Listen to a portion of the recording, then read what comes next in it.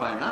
ন জায়তে বিরতে বা কদাচিৎ নায়ং ভূত্বা ভবিতা বা ন ভূয় অজো নিত্য শাশ্বতোয়ং পুরাণ নহন্যতে হন্যমানে শরীরে। গীতা। আত্মার জন্ম নাই, মৃত্যু নাই, হ্রাস নাই, বৃদ্ধি নাই।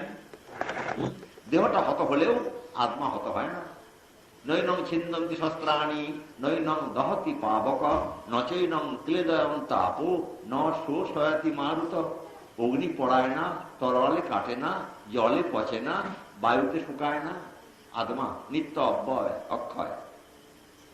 অতএব তিনি বলছেন, দেহটাকে যারা আত্মা চিন্তা করে তাদের কষ্ট হয়। যারা দেহটাকে বাদ দিয়ে আত্মাকে আত্মা চিন্তা করতে পারে, সে আত্মা নিত্য অক্ষয় অব্যয়, অতএব তাদের কোনো শোক নাই। ভগবান যেমন গীতাতে অর্জুনকে বললেন, অসচ্চানন্য শৌচস্তম প্রজ্ঞা বাদাংশ ভাষসে। অসচ্চানন গতাসুন অগতাসুশ্চ নানু শোচন্তি পণ্ডিতা। অসচ্চানন্য শৌচস্তম প্রজ্ঞা বাদাংশ ভাষসে। ভগবান যেন একটা অর্জুনকে একটা থাবড়া দিয়ে এই বাক্যেতে। অর্জুন খুব পণ্ডিতের কথা বলছে তো। হ্যাঁ, আমি গুরুবধ করে, এই আত্মীয় বধ করে কেমন করে আমি রাজ্য নেবো? এ আমার রাজ্য চাই না, আমি ভিক্ষে করে খাবো, সে বরঞ্চ ভালো। ভগবান বলছেন যে যাদের জন্য শোক করা উচিত নয়, তুমি তাদের জন্য শোক করছো, অথচ পণ্ডিতের মতন কথা বলছো। ছি ছি ছি ছি ছি। অসচ্চানন্য শৌচস্তম প্রজ্ঞা বাদাংশ ভাষসে। বললে কি কেন না? অসহ্য তো এরা, শোকের কারণ তো নাই। কেন নাই? না গতাসুন অগতাসুশ্চ নানু শোচন্তি পণ্ডিতা। যারা গতাসু, যারা গতাসু নয়, অগতাসু, এই দুয়ের জন্যে পণ্ডিতগণ শোক করে না। গতাসু মানে যারা মরে গেছে, তাদের জন্য পণ্ডিতগণ শোক করে না। কেন? আজকে তো ফিরবে না, শোক করলে তো ফিরবে না, অতএব শোক করে না। তারা পণ্ডিতগণ বুঝে নিয়েছে যে ও ফিরবে না, শোক নিরর্থক। যারা মরেনি এখনো, অগতাসু, যাদের প্রাণ চলে যায়নি মানে মরেনি, তাদের জন্য শোক করার কোনো কারণই নেই। হ্যাঁ, বেঁচে আছে শোক করবেন কেন? তাহলে পণ্ডিতগণ মরা বা বাঁচা দুয়ের জন্যে কারো যদি শোক করে না।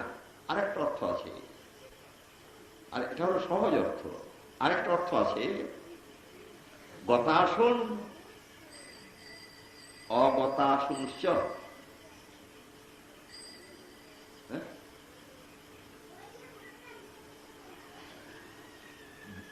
দেহ দুটো, আমাদের প্রত্যেকেরই দুটো করে দেহ। যেমন আপনি রাস্তায় বেরোন দুটো জামা গায়ে দিয়ে, একটা ভিতরে গেঞ্জি টেঞ্জি থাকে, তার উপরে একটা শার্ট বা পাঞ্জাবি থাকে, দুটো জামা গায়ে দিয়ে যেমন আপনি রাস্তায় বেরোন, তেমনি আমরা মহামায়ার রাস্তাতে বেরিয়েছি দুটো জামা গায়ে দিয়ে। একটা জামার নাম সূক্ষ্ম দেহ, ভিতরে আছে, আর একটা জামার নাম যেটা উপরে দেখতে পাওয়া যায় শার্ট পাঞ্জাবির মতো, সেটা হলো স্থূল দেহটা। সূক্ষ্ম দেহ, স্থূল দেহ, দুটো দেহ প্রত্যেকেরই আছে, প্রত্যেকেরই আছে। কে গায়ে দিয়েছে জামা দুটো? আত্মা। আমি যার নাম, সে আত্মা, কৃষ্ণের অংশ যিনি, কৃষ্ণ দাস যিনি, আত্মা। গোবিন্দের অংশ মানে সচ্চিদ আনন্দময় গোবিন্দ, তার অংশ, সেও সচ্চিদ আনন্দের টুকরো বটে। হ্যাঁ, গোবিন্দ নয় বিভু, এ তো অনু বটে। অনু হলে তো একটাই বস্তু, তো তার অনু। যেমন মিজুরির কুঁদো দেখেছেন তো, 5-10 মিজুরির কুঁদো, তার একটা ছোট টুকরো পড়েছে। তো মিজুরিটা তো মিষ্টি, তো টুকরোটাকে খেতে হবে? তা তো হবে না, ওই ছোট টুকরোটাও মিষ্টি। তেমনি গোবিন্দ সচ্চিদ আনন্দময় যেহেতু, তার টুকরোর মতন জীব, সেও সচ্চিদ আনন্দের কণা। অতএব সৎ মানে নিত্য বর্তমান, চিৎ মানে জ্ঞান, আনন্দযুক্ত। এই আমি পরিচয়টা, এই পরিচয়টা অনুসন্ধান করার জন্যই তো সাধন। এই পরিচয়টা করতে হবে, দুটো জামা খুলতে হবে। তো দুটো জামা খুলে আপনি কেমন চেহারাটা আপনার কত সুন্দর, কি ফর্সা না কালো না সরু না মোটা, দেখতে গেলে জামাগুলো খুলুন, তো হবে। তেমনি স্থূল দেহটা খুলতে হবে, সূক্ষ্ম দেহটাও খুলতে হবে, তবে তো আপনাকে দেখা যাবে আমি কেমন, আমি সৎ চিত আনন্দ, আমি গোবিন্দের অংশ, আমি নিত্য কৃষ্ণ দাস। এটা খুব কঠিন। আমাদের প্রসঙ্গ এদিকে আসছে, কোন দিকে না গতাসুন অগতাসুঞ্চ নান শোচন্তি পণ্ডিতা, গীতা। দুটো দেহের মধ্যে একটা দেহ হলো গতাসু। কোনটা? এই যে উপরের জামাটা, স্থূল দেহটা, এর থেকে প্রাণ বেরিয়ে যায়। প্রতি মৃত্যুতেই এই স্থূল দেহের থেকে প্রাণ বেরিয়ে যায়, তাই এই স্থূল দেহটার নাম হলো গতাসু। অসু মানে প্রাণ, গত হয় অসু মানে প্রাণ যাহা হইতে, তার নাম গতাসু, স্থূল দেহ। স্থূল দেহটার থেকে প্রাণ চলে যায় প্রতি মৃত্যুতে। আর একটা আছে অগতাসু। অগতাসু কে? সূক্ষ্ম দেহ, সেখান থেকে প্রাণ চলে যায় না। হ্যাঁ, আমুক্তে, যে পর্যন্ত আপনার মুক্তি না হবে সে পর্যন্ত সূক্ষ্ম দেহের থেকে প্রাণ চলে যাবে না। সূক্ষ্ম দেহেতে, সূক্ষ্ম দেহ মানে কি? কতগুলো অবয়ব নিয়ে একটা দেহ, সেগুলো খুব সূক্ষ্ম, দেখা যায় না, এত সূক্ষ্ম। সেই জন্য সব দেহেতেই প্রবেশ করতে পারে। কৃমিকীট পতঙ্গাদিতেও সেই সূক্ষ্ম দেহটা প্রবেশ করতে পারে, হাতিতেও প্রবেশ করতে পারে, আবার পিঁমড়েতেও প্রবেশ করতে পারে। সূক্ষ্ম দেহটা খুব সূক্ষ্ম, দেখা যায় না। দেখা যায় না, আমরা মনে করি দেখা যাবে না কেন, আমরা সব দেখছি, আর দেখা যাবে না, দেখা যায় না। আপনি এখন দেখতে পাচ্ছেন না। কোনটা দেখতে পাচ্ছেন না? আপনি যে শুনছেন, কি দিয়ে শুনছেন? বলে কান দিয়ে শুনছি, বলে ভুল কথা। এই কান তো অনেকই থাকে, সব কালা হয় কি করে? কান তো অনেকই থাকে এরকম চামড়াটা, কালা হয় কি করে? হ্যাঁ, চোখ তো অনেকই থাকে, তা দেখতে পারে না কেন? তাহলে কানটা, এই যে চামড়াটা, এর নাম কান নয়। শ্রবণের যে শক্তিটা, তার নাম কান। তাকে আপনি দেখেছেন কখনো? তাকে দেখেননি। এই চামড়াটা দেখেছেন বরাবর, হ্যাঁ, শ্রবণ শক্তিটা দেখেননি, চোখ দেখেননি কখনো, দৃষ্টি শক্তিটা, দেখবার শক্তিটার নাম চক্ষু, তাকে কখনো দেখেননি। সেগুলো সূক্ষ্ম। এরকম সব মন, আমরা মনকে উপলব্ধি করছি বটে, কিন্তু চোখে দেখিনি কখনো। মন, বুদ্ধি, চিত্ত, অহংকার, পঞ্চ প্রাণ, হ্যাঁ, এরা সব সূক্ষ্ম দেহেতে আছে, সূক্ষ্ম দেহেতে আছে। সেই সূক্ষ্ম দেহের মধ্যে আত্মা, আমি বসে আছি। সেই আত্মার অতি প্রিয় এই সূক্ষ্ম দেহটা, কিছুতেই ছাড়ে না। সূক্ষ্ম দেহটাকে কিছুতেই ছাড়ে না, বরাবর রয়েছে সে।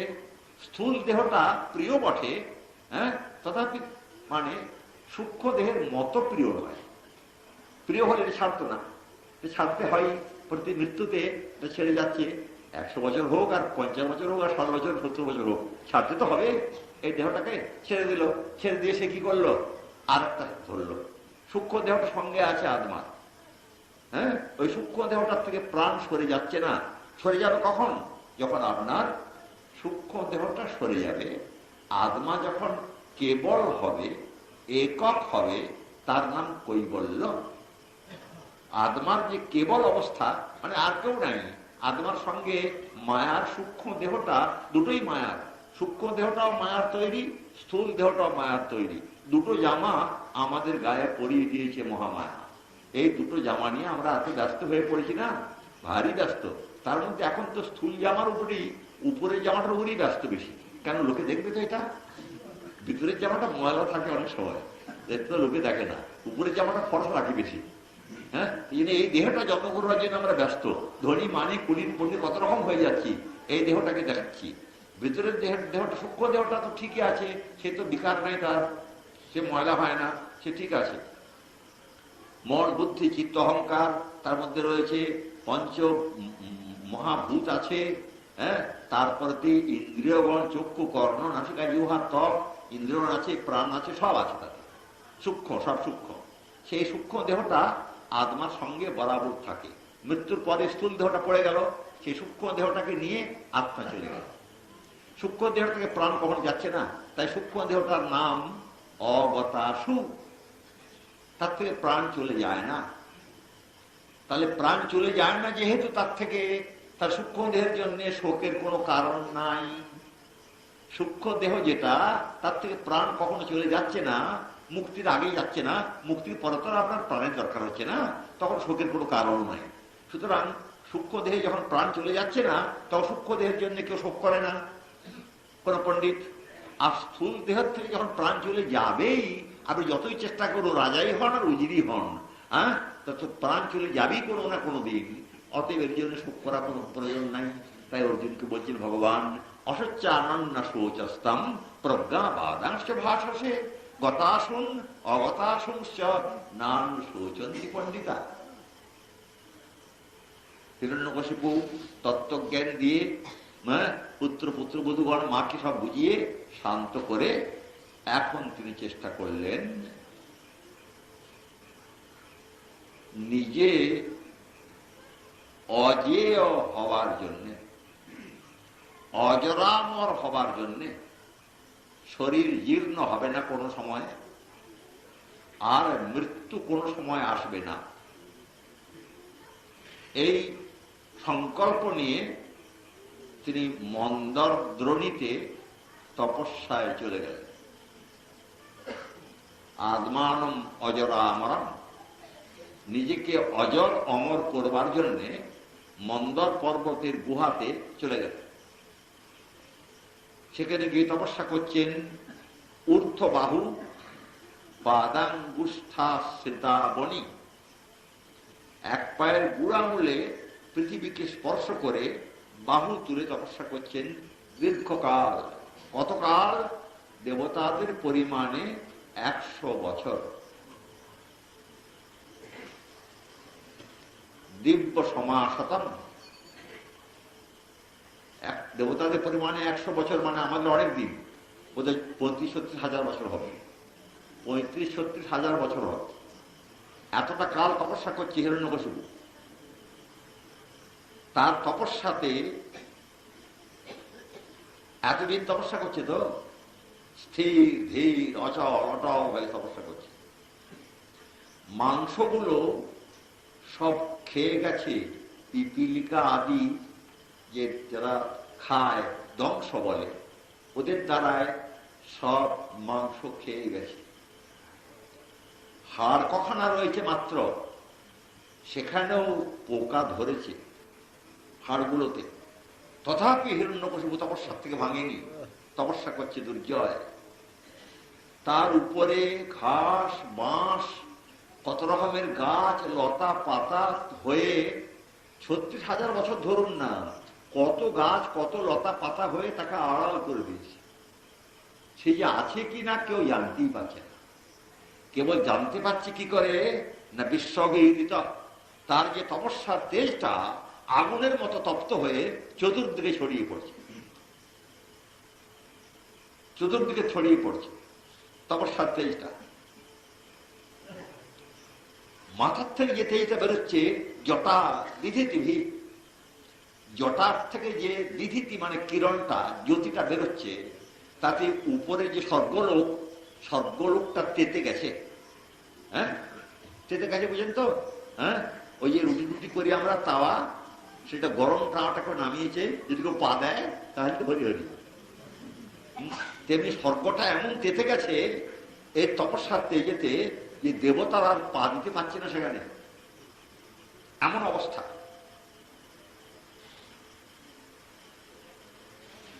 তখন দেবতারা কি করা যায়, কি উপায় করা যায়?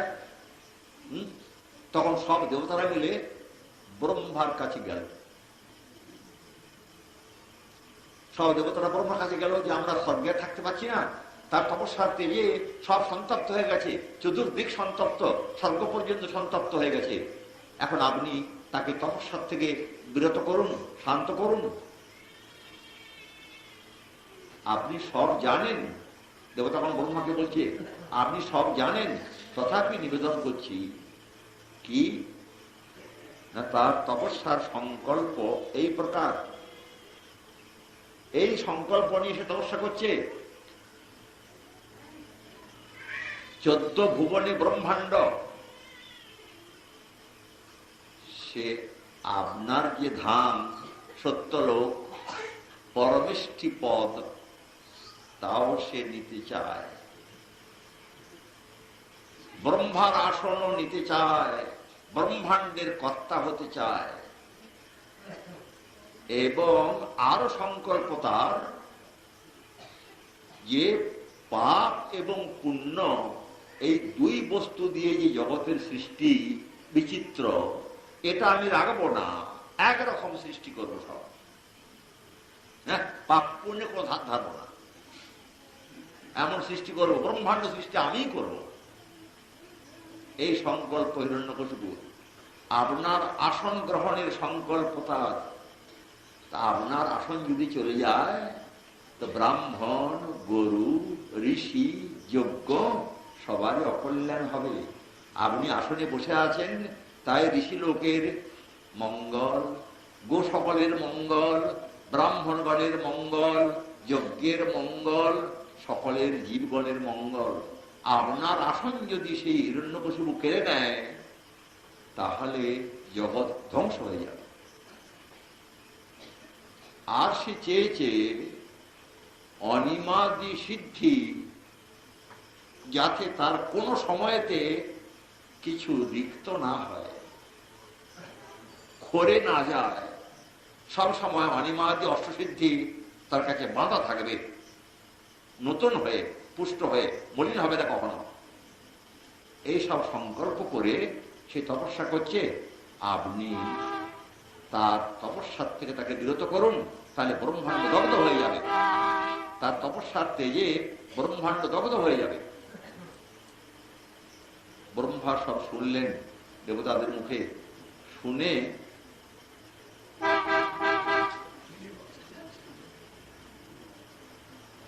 গেলেন ভৃগুদক্ষাদ্বৈ যজৌ দৈত্যেশ্বরাশ্রমম। ব্রহ্মা ভৃগু, দক্ষ প্রজাপতি প্রভৃতি সঙ্গে নিয়ে দৈত্যবর, দৈত্যেশ্বর যে হিরণ্যকশিপু, তার যে তপস্যা স্থান, সেখানে গিয়ে পৌঁছলেন। পৌঁছে তিনি তো আকাশ মাটিতে ছোঁবে না দেবতারা, দেবতারা মাটি ছোঁয় না। অতএব আকাশ মার্গে হংস বাহনে ব্রহ্মা আছেন। ব্রহ্মা সেখান থেকে দেখছেন, দেখা যায় না তো, ঢাকা বাঁশে, লতাতে, বৃক্ষেতে, ঘাসেতে ঢাকা পড়ে গেছে। আর মাংস বলে কিছু নাই, হাড় কখানা, হ্যাঁ, তাতেও পোকা লেগে সব ঘুম ধরেছে। ব্রহ্মা দেখে অবাক হয়ে গেছে। হ্যাঁ, তপস্যা, বটে বটে তপস্যা। এরকম তপস্যা কেউ কখনো করেনি, আর কেউ করতেও পারবে না। পূর্বে পূর্বে ঋষিগণ তপস্যা করেছে, এরকম তপস্যা কোন ঋষি করতে পারেনি। আর পরে কোন ঋষি তপস্যা করবে এরকম, এও সম্ভব নয়। দেবতাদের পরিমাণে 100 বছর শুধু বায়ু ভোজন করে কে প্রাণ রক্ষা করতে পারে? পারে না। ব্রহ্মার দেখে দয়া হয়ে গেছে, দয়া হয়ে গেছে। তখন ব্রহ্মা নিজের কমণ্ডলুর জল তার গায়ে ছুড়ে দিলেন। ছুড়ে দেওয়ার সঙ্গে সঙ্গে বজ্র সংহনন যুবা, বজ্রের মতন কঠিন যুবা দেহ তার লাভ হয়ে গেল। হিরণ্যকশিপু আর তপ্ত কাঞ্চনের মতন বর্ণ। তখন সব বেরিয়ে এলো, বেরিয়ে এসে দেখে তার ইষ্ট দেবতা হংস বাহনে আকাশে দাঁড়িয়ে অপেক্ষা করছে। হিরণ্যকশিপু স্তুতি করলেন, অনেক প্রণাম বন্দনা করলেন যে তুমি চিৎ শক্তিযুক্ত, তুমি অচিৎ শক্তিযুক্ত, তুমি জগতের কারণ। ব্রহ্মা বলেছেন তপস্বিদ্ধোষি কাশ্যপ, তুমি তপস্যা সিদ্ধ হয়েছ। হে কশ্যপ প্রজাপতির পুত্র, তুমি তপস্যা সিদ্ধ হয়েছ। আমি বরদ হয়ে এসেছি, তোমার ইচ্ছা মতো বর তুমি প্রার্থনা করো। আর মজা পেয়ে গেল আর কি হিরণ্যকশিপু। ইচ্ছা মতো বর চাইতে বলেছে, মজা পেয়ে গেল।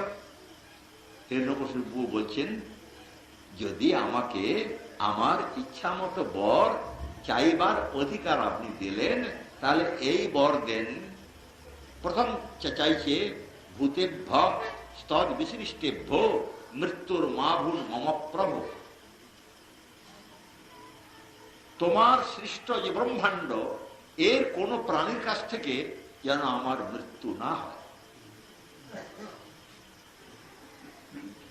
তারপরে পরে খুজরু খুজরু বলছেন, দিবাতে যেন মৃত্যু না হয়, রাত্রিতে যেন মৃত্যু না হয়, অস্ত্রে যেন মৃত্যু না হয়, শস্ত্রে যেন মৃত্যু না হয়, বিগত প্রাণ তাদের কাছ থেকে যেন মৃত্যু না হয়, সপ্রাণ তাদের কাছ থেকে যেন মৃত্যু না হয়।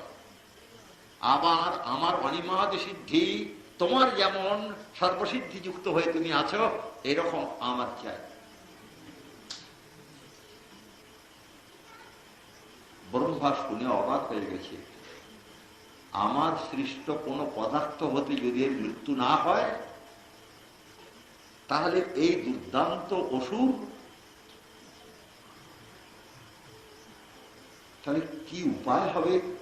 যা তপস্যা করেছে, এখন যদি দেবো না বলি আবার তপস্যা করবে, জগৎ ধ্বংস হয়ে যাবে তার তপস্যার তেজে। একে তো শান্ত করতে হবে, তা আমি তো নিরুপায়। তখন গোবিন্দ চিন্তা করছেন, ব্রহ্মা প্রভু রক্ষা করো, আমি নিরুপায়, বর দিতেই হবে আমাকে, কিন্তু তুমি রক্ষা করবে। ব্রহ্মা বললেন, তাতে মে দুর্লভা পুংসাম বরং যম অনুযচ্ছত। তুমি যে সকল বর চাইছো, এগুলো পুরুষের পক্ষে দুর্লভ। কোন পুরুষের পক্ষে এসব পাওয়া দুর্লভ হতে পারে না। তথাপি তোমাকে আমি বর দেব, যা তুমি চাইছ তাই পাবে, যাও। হ্যাঁ, ব্রহ্মা চলে গেলেন। আর হিরণ্যকশিপু সেই রকম তেজস্বী হয়ে ব্রহ্মার বরেতে বেরোল। বেরিয়ে তিনি সমস্ত দিক জয় করলেন। যতগুলো ব্রহ্মাণ্ডে লোক আছে, ভূর ভুব স মহ জন, 6টা, নিচে 7টা, তল অতল বিতল সুতল রসাতল মহাতল পাতাল। আর 70 লোকটা ব্রহ্মার কাছ থেকে বর পেয়েছিল বলে দয়া করে ব্রহ্মাকে বাদ দিয়েছে, ওকে আর ধরেনি। হ্যাঁ, গুরু মারা বিদ্যেটা হয়ে যাবে, গুরু মারা বিদ্যে তো ভালো নয়, সেই জন্য ব্রহ্মা লোকটাকে ছেড়ে দিয়েছে। দিয়ে বাকি 13টা ভুবন সে জয় করে বসমানীয় নিজের বশীভূত করেছে। 13টা ভুবনকে, বুঝেছেন? হ্যাঁ, ভূরলোক, ভূবরলোক, স্বর্গলোক, মহরলোক, জনলোক, তপলোক। তপস্যার্থে যে ঋষিলোক যেগুলো আছে, স্বর্গের পরে যে মহরলোক, জনলোক, তপলোক, এই 3টা লোক তো সব ঋষিলোক কিনা? স্বর্গের পরে সব ঋষিলোক। ঋষিলোকগুলোকে জয় করা, সেগুলো তো গায়ের বলে হবে না, সেগুলো তপস্যার বল চাই। অর্থাৎ হিরণ্যকশিপুর এমনই তপস্যার বল, যাতে করে এই 13টা ভুবন সে জয় করেছে। সপ্ত পাতাল আর উপরে 6টা, ব্রহ্মা লোকটা বাদ দিয়েছে। জয় করে প্রচন্ড শাসন, চন্ড শাসন। ইন্দ্র অমরাবতী, ইন্দ্রের যে অমরাবতী পুরী, ইন্দ্র ভবন, মহেন্দ্র ভবন, সে মহেন্দ্র ভবন সে তো ইন্দ্রের এঁটো। দেবরাজ ইন্দ্র এঁটো করেছে ভোগ করে করে, ওটা নেওয়া হবে না। বিশ্বকর্মাকে ডাকলে, শোনা শোনা, আগে আগে আগে, সবই কম্প, সব কম্প। হ্যাঁ, হিরণ্যকশিপু দেখেছি যদি সব দেবতারা কম্প। নতুন করে ইন্দ্র ভবন তৈরি করে দাও, সমস্ত যাতে সমস্ত সুখ সম্ভার প্রস্তুত থাকে এমন করে তৈরি কর। বিশ্বকর্মা সব তৈরি করে দিলেন। সব দেবতাগণ 14 ভুবনের 13টা ভুবন সকলেই সব উপায়ন হাতে নিয়ে খালি হিরণ্যকশিপুর মনস্তুষ্টির জন্য অনবরত আসছেন। দেব, গন্ধর্ব, যক্ষ, রক্ষ, কিন্নর, নাগলোক, পাতালবাসী সবাই উপঢৌক নিয়ে আসছে। হ্যাঁ, নারদ বলছেন যুধিষ্ঠিরকে যে মহারাজ বলবার কথা কি, 7টা সাগর আছে আমাদের, দধি খুশুরা সত্যি করে 7টা সাগরতে যে রত্ন জন্মায়, সেই 7টা সাগর তরঙ্গের দ্বারায় রত্নগুলোকে উপঢৌকন দিচ্ছে হিরণ্যকশিপুকে। আর সাগরের পদনী যে নদীগুলো তারাও রত্ন সব দিচ্ছে হিরণ্যকশিপুকে, যাতে হিরণ্যকশিপু না আমাদেরকে মেরে ফেলে। সাগরের ভয়, সমুদ্রের ভয়, হ্যাঁ, সমস্ত দিক জয় করেছে হিরণ্যকশিপু, মানে সকলকে বশীভূত করেছে। আর প্রচন্ড শাসন, একটু তারতম্য করলে আরো খায়। এখন সমস্ত জগৎ একাধিপত্য লাভ করেছে হিরণ্যকশিপু। একাধিপত্য লাভ করে এখন একটু নিশ্চিন্ত হয়েছে। এখন প্রহ্লাদের জন্ম হয়েছে। এখন প্রহ্লাদের জন্ম হয়েছে। প্রহ্লাদের জন্ম কথা অন্যত্র বলা আছে, এখানটায় বলা যায়। অন্যত্র বলা আছে, অন্যত্র মানে ভাগবতের আগে বলা আছে, তৃতীয় বলা আছে। কখন না, প্রহ্লাদ এখানেই বলেছেন পরে দৈত্য বালকগণকে উপদেশ করবার সময়। দৈত্য বালকগণ জিজ্ঞাসা করেছিলেন যে ভাই, তুমি যেসব কথা বলছো তত্ত্ব কথা, তুমি এসব কথা শিখলে কোথায়? তুমি শিখলে কোথায়? তুমি তো আমাদের সঙ্গে থাকো গুরুগৃহে, অথবা বাড়িতে যখন যাও তখন অন্তঃপুরে থাকো, তো কোনো সাধুর সঙ্গ তোমার যে হয় তা তো মনে হয় না। হয় আমাদের কাছে গুরুগৃহে থাকো, না হয় অন্তঃপুরে পিতা মাতার কাছে থাকো, তো তোমার অন্তঃপুরে তো সাধু সঙ্গের কোনো সম্ভাবনা নাই। আর আমাদের এখানেও কোনো সাধু যে তোমার কাছে আসে তাও তো দেখিনি, তা তুমি সব কথা শিখলে কোথায়? তখন প্রহ্লাদ বলছেন, শোনো, যখন আমার পিতা তপস্যায় মন্দর পর্বতে চলে গেলেন, তখন আমি মায়ের পেটে, আমার মায়ের নাম কয়াধু। তপস্যায় যখন চলে গেলেন আমার পিতা, এর পূর্বে তো সমস্ত দেবতাগণ আমার পিতাকে চিনেছেন, কি ভয়ঙ্কর ব্যক্তি সে। আবার আমি তার পুত্র, পেটে আছি মায়ের। দেবতাগণ পিতা চলে যাওয়ার পরে আমাদের রাজ্য আক্রমণ করলো, অসুরপুরী। আক্রমণ করে যে যা পেল নিয়ে গেল, ধনরত্ন আদি যে যা পেল দেবতাগণ নিয়ে গেল। দেবরাজ ইন্দ্র বুদ্ধিমান, সে আর ধনরত্নে হাত না দিয়ে আমার মাকে নিয়ে চলে গেল। হ্যাঁ, মাকে নিয়ে চলে যাচ্ছে দেবরাজ ইন্দ্র। অরক্ষিত পুরী তো, হিরণ্যকশিপু নাই, তাই দেবতাগণ আক্রমণ করে লণ্ডভণ্ড করেছে পুরীকে। দেবরাজ ইন্দ্র মাকে নিয়ে চলে যাচ্ছেন। চলে যেতে যেতে কথা একটা আছে না, যেখানে বাঘের ভয় সেখানে সন্দেহ হয়, কথা একটা আছে, ঠিক সন্দেহ হয়েছে। বাঘের ভয় যেখানে সেখানে সন্দেহ হয়েছে। পথে যেতে যেতে কয়াধুকে নিয়ে দেবরাজ ইন্দ্র চলে যাচ্ছেন, নারদের সঙ্গে দেখা। নারদের সঙ্গে দেখা। নারদ বলছেন, ও দেবরাজ, পরস্ত্রী হরণ কবে থেকে আরম্ভ করলেন? তখন ইন্দ্র সর্বত খেয়ে বলছেন, আগে পরস্ত্রী হরণ নয়, আপনার তো কোনো কষ্ট নাই, কিছু বুঝেন না, জগতের হালচাল বলে সব বুঝি। বললে কি ব্যাপার? বললে শোনো, জানেন আপনি সব? বলে কি বলুন না, তো জানি না, জানি পরে বলছি। বলে হিরণ্যকশিপু কিরকম জানেন? বলে হ্যাঁ হ্যাঁ, সে স্বাভাবিক এমনিতেই প্রচন্ড, তার ভয়ে দেবতাগণ কম্পিত হয়ে আছে। আবার তিনি তপস্যা করতে গেছেন আরো তেজ, আরো শক্তি রোজগার করবার জন্য। সেই হিরণ্যকশিপু যদি তপস্যা সিদ্ধ হয়ে ফিরে আসে, তাহলে ব্রহ্মাণ্ডে কেউ বাঁচবে না। তারই পুত্র আছে এই রমণীর গর্ভে, তাহলে বুঝুন, বাপ আর বেটা যদি একসঙ্গে এরা জগৎ ধ্বংস করে তাহলে কি হবে বলুন দেখি। তাই শত্রুর নিয়ম হচ্ছে যতটা পারো শত্রু কমাও, যতটা পারো শত্রু কমাও, এই তো নীতি। সেই নীতি অনুসারে আমি হিরণ্যকশিপুর পুত্রটাকে মারবার জন্যে আমি রমণীকে নিয়ে যাচ্ছি। হ্যাঁ, কারণ বাপ বেটা যদি শত্রুতা আরম্ভ করে তার দেবতারা কেউ বাঁচবে না। তাই একটা তো অন্তত মারি, পুত্রটাকে তো মারি, এই রমণীকে নিয়ে যাব, আমার ঘরে রাখবো। হ্যাঁ, প্রসব হলে সন্তানটাকে মারবো, মেরে রমণীকে পাঠিয়ে দেবো।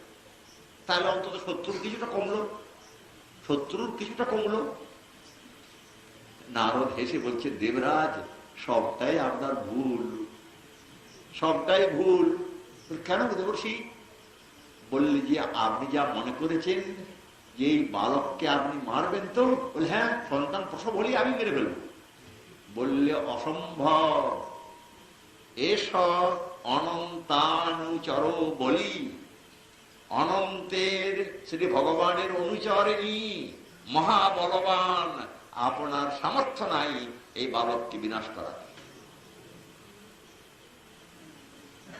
বলেন কি? বলে হ্যাঁ, আপনার চেয়ে অনেক শক্তি বেশি আছে। ইন্দ্রের যে শক্তি, ত্রিভুবনের অধিপতি ইন্দ্র আপনি, আপনার যে শক্তি তার থেকে অনেক বেশি শক্তি আছে এই পুত্রের।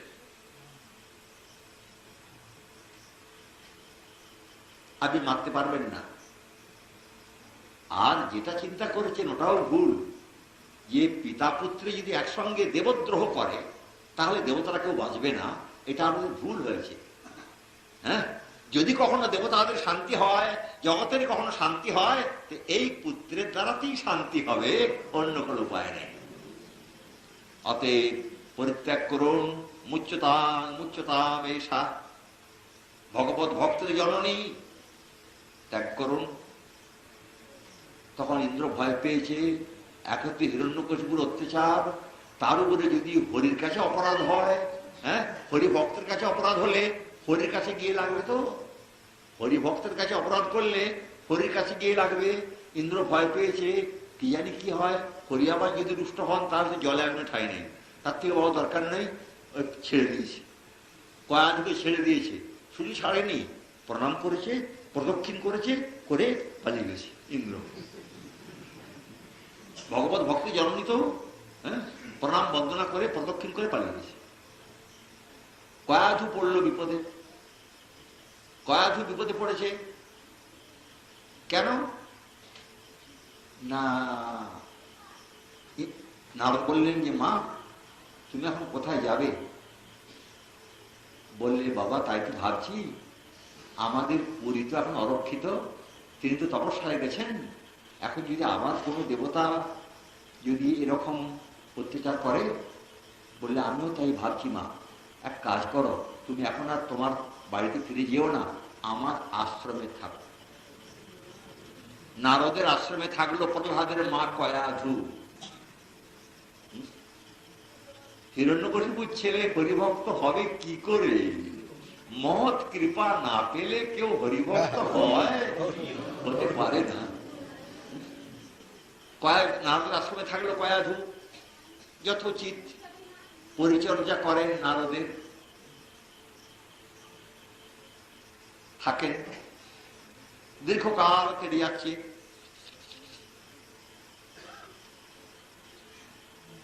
নারদ দেখছেন কয়াধুর মুখখানা বিষণ্ণ। কেন? একদিন বললেন, মা, তোমার মুখখানা বিষণ্ণ কেন? ও, বুঝতে পেরেছি। নারদ নিজেই বলছেন, বুঝতে পেরেছি, তুমি ঋষির আশ্রমে আছো, তোমার পেটে সন্তান, যদি প্রসবকাল আসে তাহলে ঋষির আশ্রমে তোমার কি অবস্থা হবে, এই চিন্তায় তুমি বিষণ্ণ না? বলে হ্যাঁ বাবা, আমি এই চিন্তায় বিষণ্ণ।